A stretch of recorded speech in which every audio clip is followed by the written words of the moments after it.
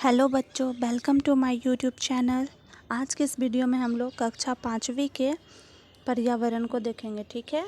अध्याय 1 है पटना से नाथुला की यात्रा को पढ़ेंगे। तो है पटना से नाथुला की यात्रा। ठीक है। 8 नवंबर 2010 की ठंड भरी काली रात, ठंड से कांपते ठिठुरते लोग पटना जंक्शन पर मित्रों के साथ रेलगाड़ी की प्रतीक्षा। गंतव्य सिक्किम की राजधानी गंगटोक अपने स्मारकों, सांस्कृतिक धरोहरों एवं विभिन्न परिवेशों की पहचान और उनके संरक्षण को जानने की लालसा थी। 8 नवंबर 2010 की ठंड भरी काली रात को कुछ लोग जो है पटना जंक्शन पर अपने मित्रों के साथ ट्रेन की प्रतीक्षा कर रहे थे, ट्रेन की वेट कर रहे थे। और उन्हें कहाँ जाना था? सिक्किम की राजधानी गंगटोक। वो लोग वहाँ इसलिए जाना चाहते थे कि वहाँ के स्मारक जो भी थे, सांस्कृतिक धरोहरों और भी उन सब के बारे में जानना चाहते थे। उन लोगों की लालसा थी इन चीज़ों को देखना और उनके बारे में जानने की सबकी लालसा थी, इसलिए वहाँ जाना चाह रहे थे। और उस दिन कब था? उस दिन बहुत ज़्यादा ठंड थे और कांपते हुए वे लोग ट्रेन का इंतज़ार कर रहे थे। और इसके आगे है न्यू जलपाईगुड़ी रेलवे स्टेशन पर अगली सुबह उतरे। और जब वो लोग ट्रेन पे बैठे उसके बाद न्यू जलपाईगुड़ी रेलवे स्टेशन पर अगली सुबह उतर गए। पहला पड़ाव था, उन लोगों का पहला पड़ाव था सिक्किम जाने के मार्ग में स्थित दार्जिलिंग। सिक्किम जाने के रास्ते में दार्जिलिंग आता है, जो कि दार्जिलिंग पश्चिम बंगाल का राज्य का सुंदर पर्वतीय स्थल है। दार्जिलिंग क्या है? पश्चिम बंगाल का एक सुंदर पर्वतीय स्थल है, यानी कि वहाँ पे पर्वत है। हरी भरी घाटियों और दूर दूर तक दर्शनीय हिमालयी पर्वत श्रृंखलाएं। जैसे जैसे हम न्यू जलपाईगुड़ी से दार्जिलिंग की पहाड़ियाँ चढ़ते गए, ठंड बढ़ती गई। जैसे जैसे वे लोग जो थे न्यू जलपाईगुड़ी से दार्जिलिंग की पहाड़ियाँ चढ़ रहे थे तो ठंड ज़्यादा बढ़ रही थी। वे लोग स्वेटर पर जैकेट भी डालना पड़ा। उन लोगों को जो है स्वेटर पहने हुए थे तो ठंड बढ़ने के कारण जैकेट भी उन लोगों को पहनना पड़ गया। टाइगर हिल पर खड़े होकर सुबह सुबह सालों भर बर्फ से ढकी रहने वाली कंचनजंगा की सतरंगी बदलती चोटी को देखना अद्भुत था। वहाँ सुबह सुबह जो है एकदम टाइगर हिल पर चढ़कर खड़े होकर सुबह सुबह के सालों भरी कंचनजंगा की सतरंगी बदलती हुई चोटी को देखना एकदम ही अद्भुत था। ठीक है। कंचनजंगा की इस खूबसूरती को दार्जिलिंग और सिक्किम के पूरे 12 वर्षीय प्रवास में जी भर कर देखने का बाद भी मन नहीं भरता। अगर वहाँ जो कंचनजंगा है उसकी चोटी को, सतरंगी चोटी को आप लोग देखोगे तो एकदम जी ही नहीं भरेगा, लगेगा बस देखते ही जाए और देखते ही जाए। देखिए कंचनजंगा की चोटी। ठीक है। अब आपसे कुछ प्रश्न पूछे जाते हैं। किन दो राजधानियों की बात लेख में की गई है? तो हम सारे प्रश्न के उत्तर अगले वीडियो में हम दे देंगे। ठीक है।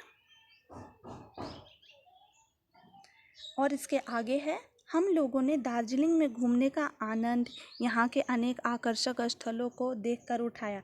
वो लोग जो थे वे उन लोगों ने दार्जिलिंग में पूरा घूमा और उनके आनंद उठाए आकर्षक स्थलों को देखकर। जहाँ दार्जिलिंग का चाय बागान, दार्जिलिंग में क्या है? सबसे ज़्यादा चाय फेमस है। चाय का बागान, चिड़ियाघर ने लुभाया। उन लोगों ने चाय का बागान भी देखा और चिड़ियाघर भी। वहीं natural history museum, Lloyd botanical garden और जूलॉजिकल पार्क में क्रमशः पशु पक्षी, तितलियां, हिमालयी जीव जंतुओं ने विशेष रूप में हम सब लोगों का मन मोह लिया।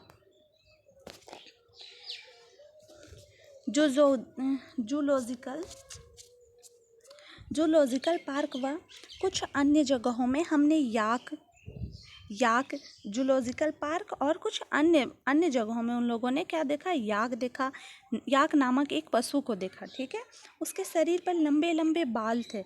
याक के शरीर पे बहुत ज़्यादा लंबे लंबे बाल होते हैं। स्थानीय लोगों का कहना था कि सिक्किम में भी यह पाया जाता है। बहुत ठंड वाले इलाके में शरीर के लंबे लंबे बालों की वजह से ही याक का रहना संभव है।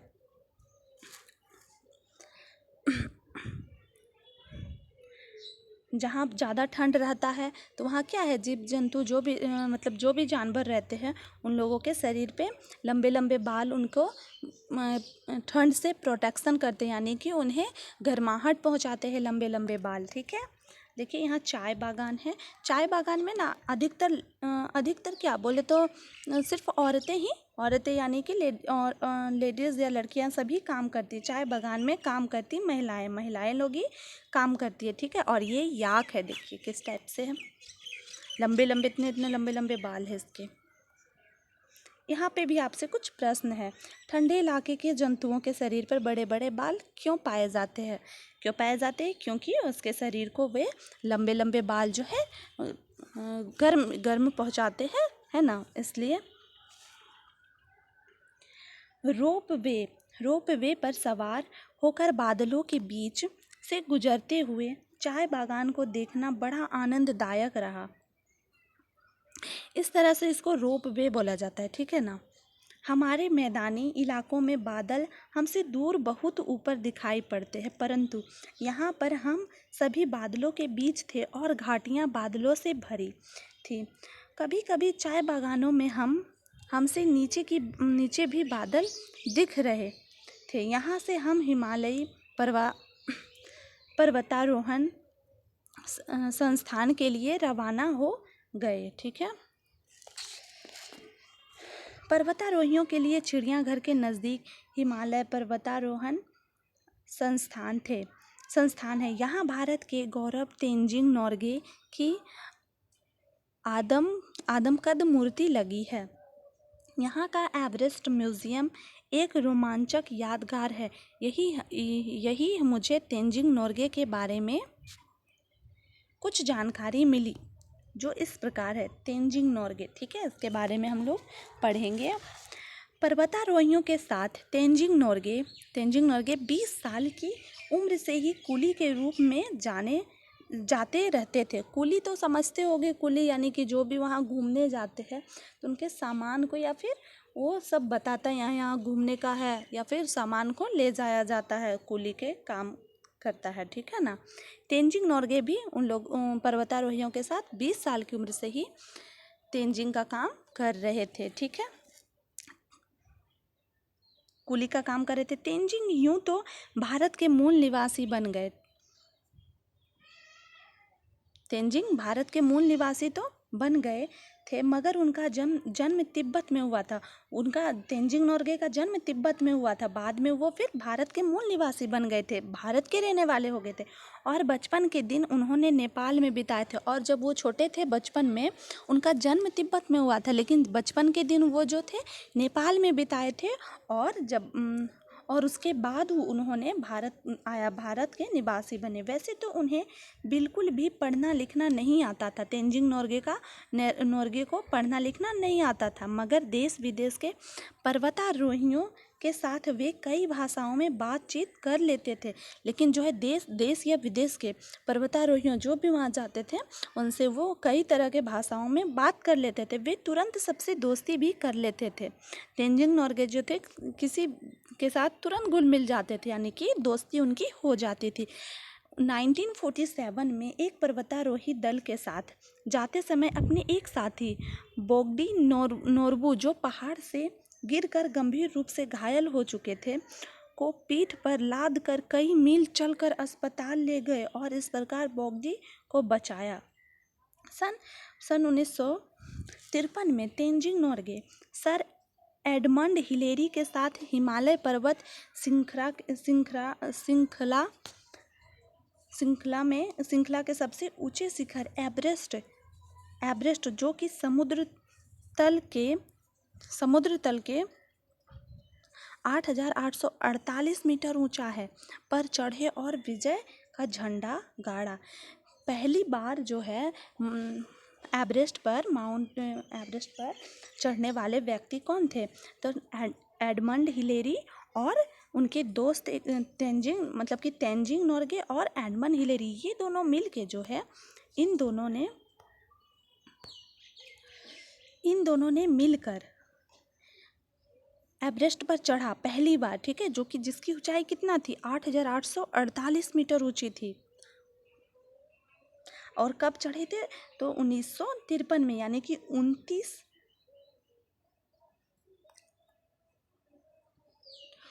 मई 1953 में, ठीक है। यहाँ भी आपसे पूछा गया है प्रश्न, तेंजिंग नोर्गे के बारे में अपने शब्दों में लिखे। हिमालय पर्वतारोहण संस्थान में हम लोगों ने काफ़ी समय गुजारा और पर्वतारोहण के संबंध में जानकारी प्राप्त की। इस संस्थान को माउंट एवरेस्ट पर विजय की खुशी में 4 नवंबर 1954 ईस्वी में स्थापित किया गया। पर्वतारोहण के लिए प्रशिक्षण लेना भी जरूरी होता है।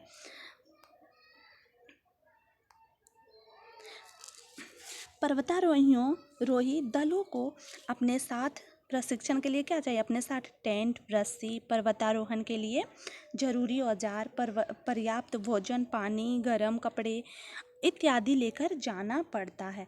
अब भारत में पर्वतारोहण के कई संस्थान हैं। अनेक लोगों ने कई चोटियों पर विजय भी हासिल की।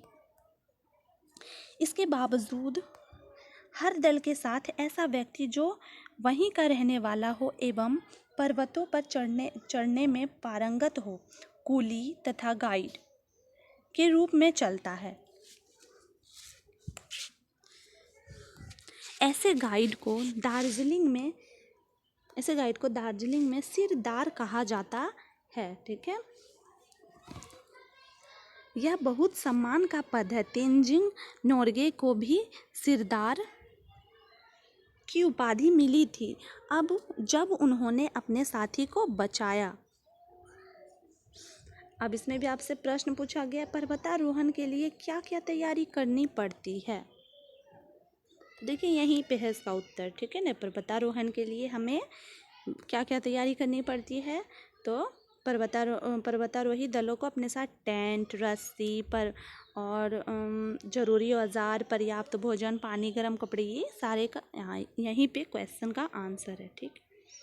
संस्थान में पर्वतारोहण के काम आने वाली विभिन्न प्रकार की सामग्रियां संजो कर रखी गई है। यहाँ प्रशिक्षण की भी व्यवस्था है, ठीक है। पर्वतारोहियों को ऊंचाई पर जाने के पश्चात विभिन्न प्रकार की कठिनाइयों का सामना करना पड़ता है, क्योंकि देखिए ऊंचाई पे जाइएगा तो वहाँ हवा की कमी होती है, ठीक है ना। बारिश, आंधी, तूफान, अत्यधिक ठंड और ऑक्सीजन की कमी, ठीक है, करना पड़ता है। उन्हें विशेष प्रकार के बने जूते और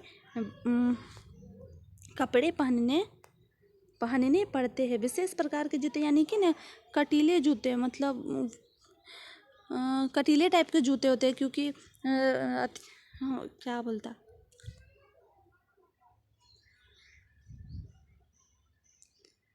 ऑक्सीजन का सिलेंडर भी ले जाना पड़ता है।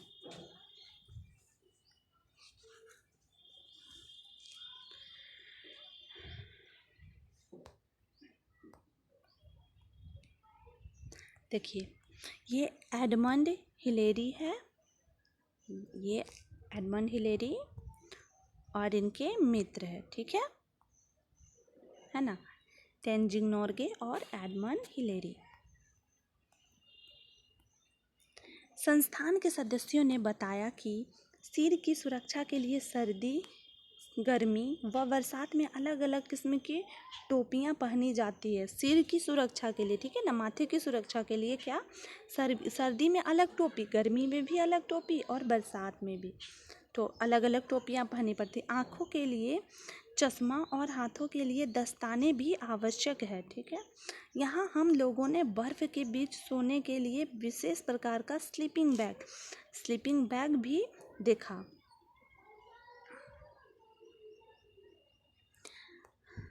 बर्फ़ पे सोने के लिए ऐसे ही कुछ ना बिछा के सो जाइएगा। तो उसके लिए स्लीपिंग बैग यानी कि एक छोटा सा आता है जो कि उसको फुला के और बर्फ़ पे रख देने के बाद बड़ा सा बेड टाइप से फुला हुआ बन जाता है, ठीक है। इसके पश्चात हम लोग प्रशिक्षण देखने गए।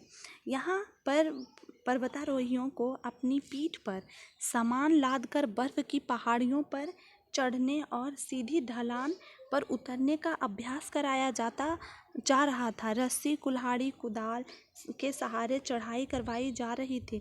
सभी मज़े लेकर प्रशिक्षण प्राप्त कर रहे थे।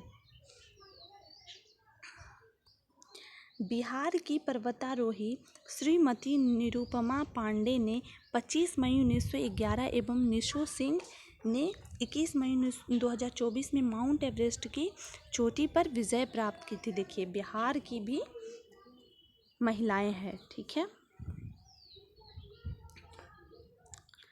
दार्जिलिंग की यात्रा के पश्चात हमने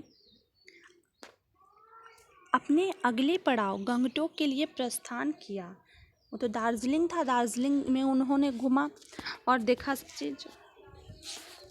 देखा सुना उन्होंने। अब जो है वो लोग गंगटोक जा रहे हैं, ठीक है। गंगटोक समुद्र तल से लगभग 6000 फीट की ऊंचाई पर स्थित सिक्किम राज्य की राजधानी है। यह पहाड़ों के ढलानों पर विभिन्न स्तरों को काट कर बसाया गया शहर है। ऊपर नीचे ढलानों पर बनी सड़कें और उस पर बिना हॉर्न बजाती कतार से चलती गाड़ियां। शहर के अंदर कहीं गंदगी यानी कि कूड़े कचरे का नामो निशान नहीं। सभी दुकानों के आगे कचरे फेंकने के लिए डिब्बे। किसी भी परिस्थिति में कोई भी किसी भी तरह का कचरा सड़क पर नहीं फेंकता। शाम के समय महात्मा गांधी सड़क का अद्भुत नज़ारा।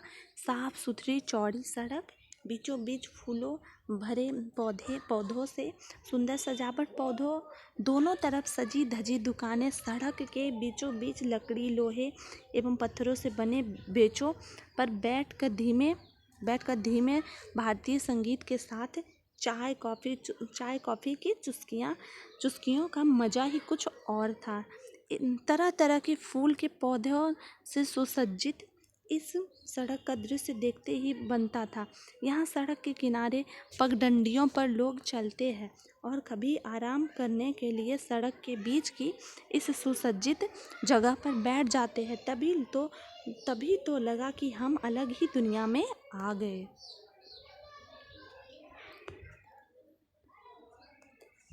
सिक्किम पहाड़ों और घाटियों से भरा एक छोटा राज्य है। तीस्ता यहाँ की मुख्य नदी है। यहाँ मुख्यतः लेप्चा, नेपाली और भूटिया 3 जातियाँ निवास करती है। यहाँ के लोग मेहनती, देखिए सिक्किम के लोग हैं, ठीक है ना, मेहनती, सीधे सरल और सहयोगी होते हैं। यहाँ की औरतें रंगीन कपड़े एवं मनकों से युक्त सोने के आभूषण पहनना पसंद करती है। गंगटोक में हम लोगों ने फूलों का बगीचा, बोटनिकल गार्डन, रूमटेक मोनेस्ट्री आदि देखा। रूमटेक मोनेस्ट्री करमापा मतलब बौद्ध धर्म गुरु था, करमापा का निवास भी है। यह बौद्ध धर्म का दर्शनीय स्थल है। एक दिन हम लोग गंगटोक से लगभग 52 किलोमीटर दूर समुद्र तल से लगभग 14,500 की फीट की ऊंचाई पर स्थित नाथुला घूमने गए। यह भारत और तिब्बत की सीमा पर स्थित है। जैसे जैसे हम गंगटोक से आगे बढ़े और ऊपर चढ़े, ठंड बढ़ती गई। इन पहाड़ों पर घुमावदार सड़क सांप की तरह दिखाई पड़ रही थी। सड़क के एक तरफ पहाड़ और दूसरी तरफ हजारों फीट नीचे गहरी खाई थी। यह देख मन घबरा जाता था। आखिर नाथुला आ गया। बिछी हुई बर्फ की चादरों के बीच हम सभी खड़े, उत्साहित और आनंदित। सबसे ऊंचाई पर शान से लहरा रहा था अपना प्यारा तिरंगा। इतनी ऊंचाई पर तिरंगे का लहराना देख मन गर्व से भर गया। दूसरी ओर चीन देश का झंडा भी लहरा रहा था।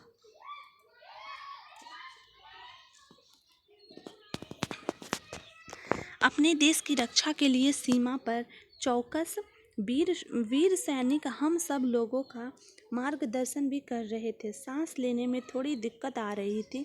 50-60 सीढ़ियाँ भी चढ़ना मुश्किल हो रहा था। सांस फूलने लगी। सैनिक बर्फ पर न चलने एवं सीढ़ी पर रुक रुक कर चढ़ने को कह रहे थे। बच्चों को दौड़ने के लिए मना किया जा रहा था। बच्चे तो ठहरे बच्चे भला कहाँ रुकने वाले थे। एक बच्चा बेहोश हो गया। सभी चिल्लाने लगे, जल्दी कैंप ले जाओ, ऑक्सीजन दो, ऑक्सीजन दो। सैनिक ने उसे तुरंत मेडिकल कैंप में पहुंचाया। प्राथमिक उपचार के बाद बच्चा स्वस्थ होकर वापस आ गया। नाथुला का रास्ता प्राचीन काल में सिल्क मार्ग के नाम से जाना जाता है। नाथुला का रास्ता देखिए सिल्क मार्ग के नाम से जाना जाता है। चीन के यात्री इसी कठिन मार्ग से चलकर विक्रमशिला, पाटलिपुत्र, नालंदा और बोधगया तक आते हैं। हमने यहाँ लगभग 1 घंटा बिताया। ऊंचे पर्वतीय स्थल अपने प्राकृतिक सौंदर्य, स्वच्छ वातावरण और शांत माहौल से सभी को अपनी ओर आकर्षित करते रहेंगे। ऐसी भावना के साथ हम सभी लोगों ने वापसी की यात्रा शुरू की। अब ये सारे आपके प्रश्न हैं, ठीक है।